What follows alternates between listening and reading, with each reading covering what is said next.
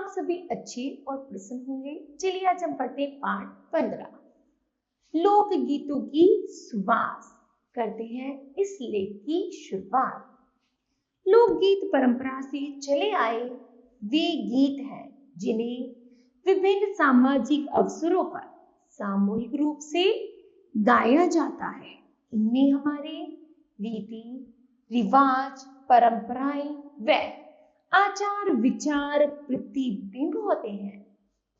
आधुनिकता की होड़ में भले ही नई पीढ़ी पश्चिमी संगीत को अपना रही है, किंतु लोक गीतों की तुलना में वह नहीं टिक सकता। कारण लोक गीतों जैसी संवेदनशीलता, अपनापन व सरलता उसमें कहां। आज भी यदि किसी के घर से ढोलक की थाप पर ये गीत सुनाई देते हैं तो मन झूम उठता है। यहाँ कुछ ऐसे ही भारतीय प्रचलित लोकगीत दिए जा रहे हैं जो रस से तो सरोबोर ही है। उनमें बात कहने का ढंग भी बड़ा अनूठा है। इस लोकगीत को पढ़िए जिसमें नायिका की भरपूर प्रशंसा की गई है। गोरी देख चांदनी क्या लचकी, वो कह रहा है गोरी देखो ऐसा चमक रहा है जैसे चांदनी हर जगह चमक गई हो। प्यारी तुम तो बनी सुरमे की डली, और तुम तो इतनी सुंदर लग रही हो जैसे सुरमे की डली हो। मेरी हरदम हो आंखों में बसी, अर्थात तुम हमेशा जैसे आंखों में सुरमा बसता है उसी तरह ही गोरी तुम मेरी आंखों में सुरमे की तरह बस गई हो। प्यारी तुम तो बनी मिश्री की डली, और प्यारी तुम तो एक मिश्री की तरह बन गई हो। जिस तरह मिश्री मीठी होती है, उसका स्वाद अच्छा होता है, उसी तरह तुम भी एक मिश्री की डली की तरह मीठी बन गई हो। मेरे हरदम हो मुखड़े में पड़ी, और तुम हमेशा मेरे मुंह में पड़ी रहती, अर्थात मैं तुम्हारा ही नाम जपती रहती हूँ, बार बार तुझे ही बुलाती रहती हूँ। प्यारी तुम ही तो ही हो पतली सी छड़ी, और प्यारी तुम तो एक पतली सी सुंदर सी छड़ी हो।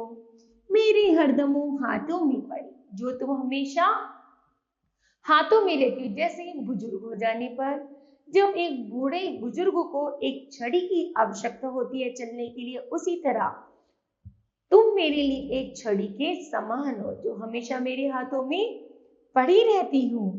गोरी देख चांदनी क्या लचकी, तो गोरी देख यह चांदनी कितनी रोशनी कर रही है कि यहाँ नायिका ने नायिका को मिश्री की डली कहकर प्रभावित करने की सरल चेष्टा की है।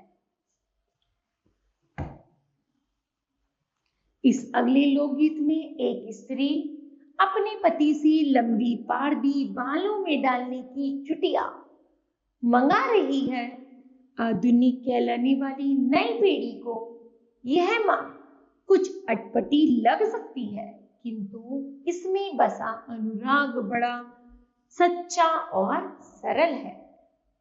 मेरे घूंगर वाले बाल चुटीला लंबा लाइयो, तो एक पत्नी अपने पति से कह रही है कि मेरे घूंगर वाले बाल हैं, उनमें डालने के लिए एक चुटीला लाना, अर्थात चोटी में डालने वाली जो चोटी होती है काले धागों से जो बनी होती है वो उसे कहते हैं चुटीला। एक लंबा सा चुटीला लाना। पिया शहर बनारस जइयो, कि पिया तुम बनारस शहर जाना और वहां से मेरे लिए एक सुंदर सी चोटी में डालने की चुटीला लाना।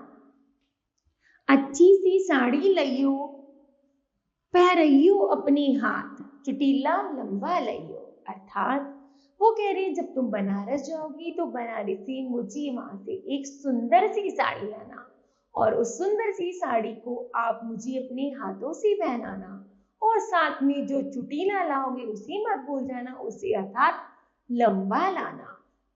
पिया शहर मथुरा जाइयो, फिर उसके बाद वो अपने पति से कह रही है कि आप मथुरा जाना, अच्छे से पेड़े लाइयो, वहां जाकर के मथुरा से पेड़े लाना। मथुरा के पेड़े फेमस है, इसी तरह मथुरा से पेड़े लाना। खिलइयो अपने हाथ चुटीला लंबा लइयो, और अपने हाथों से मुझे उन पेड़ों को खिलाना, लेकिन साथ ही साथ मेरा जो चुटीला लाओगे वो लंबा लाना, क्योंकि मेरे घुंघराले बाल है। इस तरह यह लोकगीत समाप्त हुआ, जो पत्नी अपने पति से मंगवा रही है। खुशी के अवसरों पर नए रिश्तेदारों को भी खिंचाई करना लोकगीतों का अभिन्न अंग है। इस लोकगीत में नई बहू रजाई ढूंढने का मूल्य देने के बदले सास और नंद को ही देने को तैयार है। यह परिहास ससुराल वालों को हंसाता है तो श्रोताओं को भी गुदगुदाता है। धुनकियां मांगे रुई की धुनाई, अर्थात एक रुई मांगने धुनने वाला रुई की धुनाई मांग रहा है, तो बहू कहती है तू सास को ले जा रुई की धुनाई, अर्थात मेरे पास रुई की धुनाई नहीं है, इसके बदले तू मेरी सास को ले जा। मैं बुढ़िया को तो न लूं, वो कहता है मैं तेरी बुढ़िया का क्या करूंगा, मैं तेरी बुढ़िया को रुई के बदले में नहीं लूंगा। तो धुनकिया वाला कहते हैं धुनकिया मांगे रुई की धुनाई, वो कहता है तू नंदी को ले जा रुई की धुनाई, उसके बदले वो कहता है ऐसे कर चल तू नंद को ले जा, वो तो जवान है। तो इस तरह लोकगीत बनाए जाते हैं जो अवसरों पर हमेशा गाए जाते हैं। आगे है कृष्ण की चरित्र को भी आधार बनाकर अनेक लोकगीत रचे गए हैं। जरा दही बेचने वाले से नोक झोंक करते कृष्ण जी की चपलता तो देखिए। दही ले लो मेरे रामा, अब दही ले लो। श्री कृष्ण जी गली में दही बेच रहे और वो कह रहे हैं मेरे राम दही ले लो, कोई तो दही ले लो। कहीं तू छैल गुजरिया, तो कहीं तू छैल मतलब तू कहीं धोखा तो नहीं देगा, तू हमें तो वास्तव में दही बेचने वाला है ना। तो सारी गुजरी जो गुजरी होती है वो श्री कृष्ण जी से पूछती हैं कहाँ को तेरो रहनो, कि तू बता तू कहाँ रहता है। बरसाने की मैं छैल गुजरिया, तो वो कह रहा है मैं तो बरसाने की छैल गुजरिया हूँ, अर्थात बरसाने में रहने वाली गुजरी हूँ। गोकुल को मेरो रहनो, और गोकुल का मेरा वास है। तो अब दही ले लो मेरी रामा, अब दही ले लो। इस तरह ये है लोकगीत जो कृष्ण जी पर बनाए गए हैं, उनको भी अवसरों पर अक्सर गाया जाता है।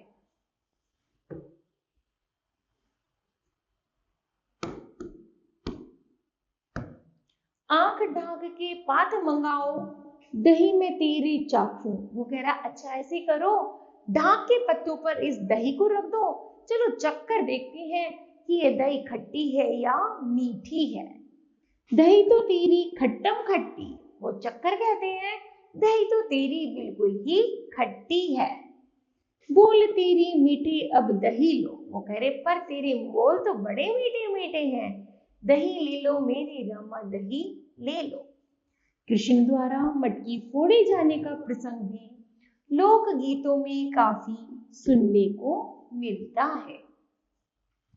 तुम तो राधे श्याम जन्म के कपटे, राधे श्याम कृष्ण जी को कहा जा रहा है जो गुजरिया है, वो जैसे ही माखन की मटकी भरकर रख देती हैं तो वो कृष्ण जी से कह रही है तुम तो पुनर्जन्म की छलिया हो, धोखे देने वाले, झूठ बोलते हो।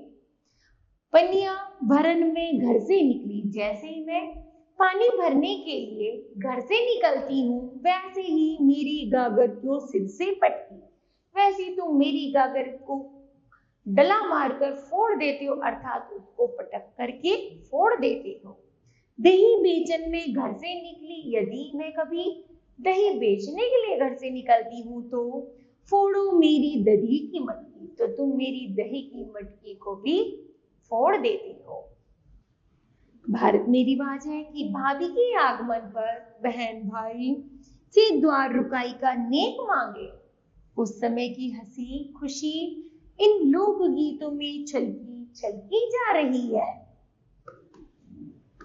जब भैया भाभी मतलब शादी होती है भाई की, जब भाभी घर आती है तो बहन द्वार रोकती है। तो लोकगीत शुरू होता है जैसे, भैया भाभी लेकर आया द्वारे पर बाजी शहनाई। जब भैया भाभी को घर लेकर आते हैं तो हमारे द्वार पर शहनाई अर्थात बैंड बाजा बज रहा है। बहनें ठाड़ी द्वार रोककर, तब बहनें खड़ी हो जाती हैं, द्वार रोककर खड़ी हो जाती है कि मैं अंदर नहीं आने दूंगी। हंस हंस मांगे द्वार रुकाई, और वो क्या करती हैं, द्वार रोककर द्वार की रुकाई मांगती है कि मुझे पहले कुछ दक्षिणा दो, जब भी मैं अंदर जाने दूंगी। भैया भाभी लेकर आया द्वारे पर बाजी शहनाई। बहनें मंगल का घट भरती, बहनें मंगल गा गा कर की गाने सुनाती हैं। दादी मोतियन थाल लुटाती, और दादी इतनी खुश होती है बहू को देखकर कि वो भर भर के थाल लुटाती रहती है। अम्मा हंस हंस बारी जाती, और जो उसकी मम्मी है, अम्मा है, वो उन पर हंस हंस कर बारी जाती है कि मैं इसमें कुछ नहीं कर सकती, तुम दोनों बहन भाइयों की बात है कि तुम अपनी द्वार की रुकाई मांग सकते हो। कैसी प्यारी दुल्हन है पाई, दुल्हन है तेरी भाई। वो कह रहा है तेरी देखो कितनी प्यारी दुल्हन है, तो इस दुल्हन को हम अंदर नहीं आने देंगे, अगर अंदर तभी आने देंगे जब तुम इसके बदले में हमें कुछ दक्षिणा दोगे। इस तरह लोकगीतों का भी हमारे भारत देश में प्रचलन है। बड़ी आशाओं और उमंगों से नववधू को घर लाया जाता है और उसके लिए किए गए पूरे घर के प्रयासों का वर्णन बड़े चाव से उसे सुनाया जाता है। इस लोकगीत में बहू को मायके में बनवाए गए बिछुओं के बारे में और ससुराल में बनवाए गए पायल के विषय में बताया जा रहा है। भाषा में स्थानीय बोलचाल के शब्द हैं जिसके अर्थ अनुमान द्वारा सहज ही समझे जा सकते हैं, जैसे थारे का अर्थ है तुम्हारी, सूथड़े का अर्थ है बढ़िया, वीर का अर्थ है भाई, बाजनी का अर्थ है बजने वाली आदि। बिछुए थारे बाजन बेटियां, वो कह रहे हैं बिछुए जो तुम्हारे हैं वो बजने वाले हैं। घड़िए सुतड़े सुनार, सुनार ने इन बछुओं को बहुत अच्छी तरीके से बनाया है। बाबुल वीर छड़िया तुम पहरो मन चितलाए, बाबुल अर्थात पिता ने, जब तुमने पिता के घर को छोड़ा है तो पिता ने तुम्हें यह दिए हैं कि तुम इन्हें पहनो। पायल थारी बाजनी बहुए घड़िए सुने सुनार, अर्थात जो तुम्हारे पैरों में पायल है वो भी बजने वाली है, और इस बजने वाली पायल बहुत सुंदर है जिसे सुनार ने बहुत अच्छे ढंग से घड़ा है अर्थात बनाया है। ससुरा बैठ घड़इयो तुम पहरो मन चितलाए, अर्थात यदि तुम इस पायल को पहनोगी, तुम्हारे जो ससुर ने इस पायल को घड़वाया है वह तुम्हारे लिए घड़वाया है, क्योंकि वो चाहते हैं कि तुम इस घर में पहनकर कैसे छम छम बजाती हुई घूमो। इस तरह यह लोकगीत चलते हैं आगे।